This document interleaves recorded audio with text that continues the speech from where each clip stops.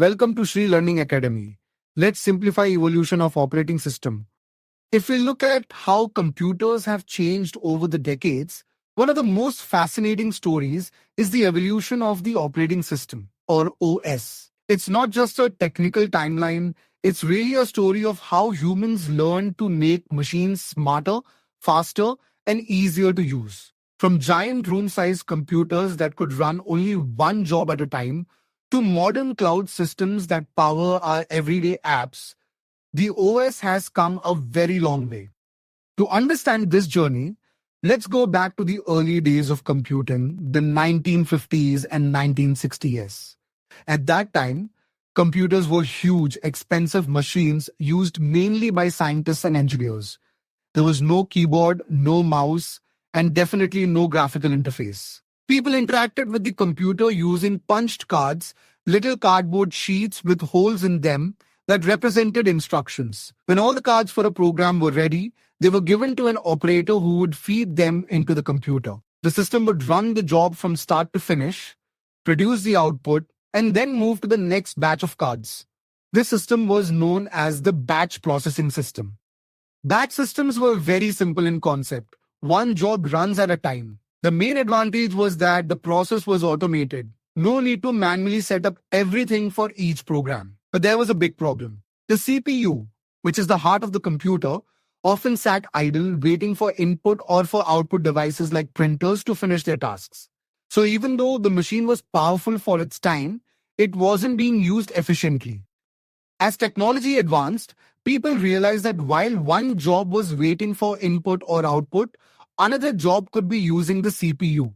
This idea led to multiprogramming, which came in the 1960s. Multiprogramming allowed several programs to be loaded into memory at once. The operating system would switch between them whenever one was waiting for I/O.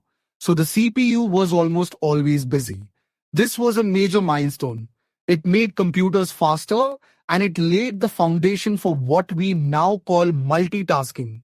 For example, imagine you're downloading a file, listening to music, and typing a document at the same time. That's all thanks to this early concept of multiprogramming.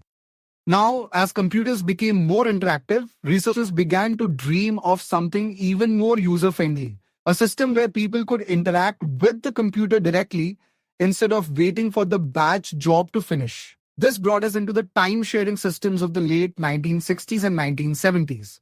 In time-sharing, multiple users could connect to a central computer through terminals. The operating system divided the CPU time into small slices and gave each user a turn. To each person, it felt like they had their own personal computer, even though they were sharing one big machine. This was revolutionary. Systems like Multics and later Unix were pioneers in this era. Unix in particular became one of the most influential operating systems ever built. And many modern OS, including Linux and Mac OS, can trace their roots back to it.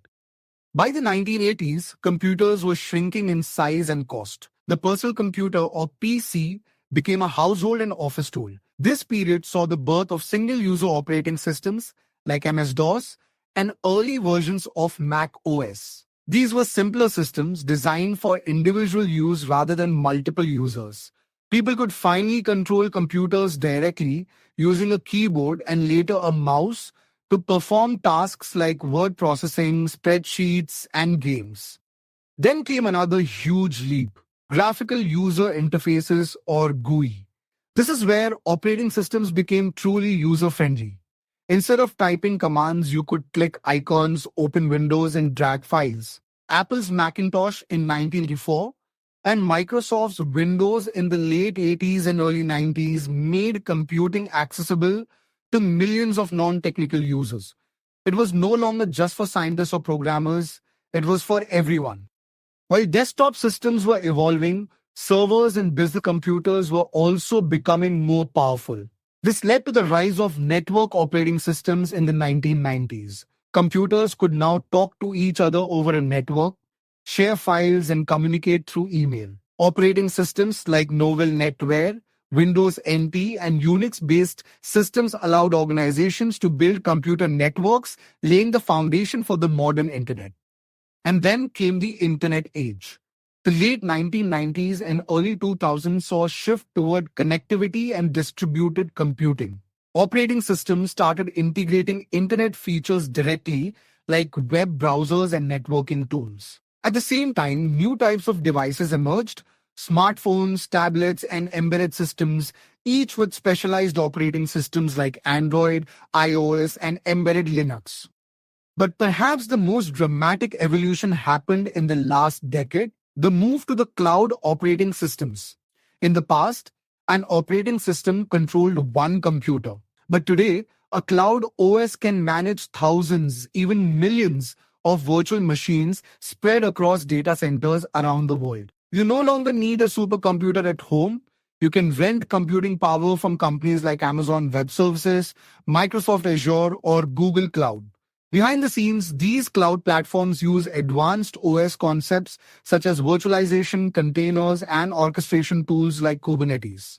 They can start, stop, and scale applications automatically based on demand. So, what makes a modern cloud operating system different from traditional ones?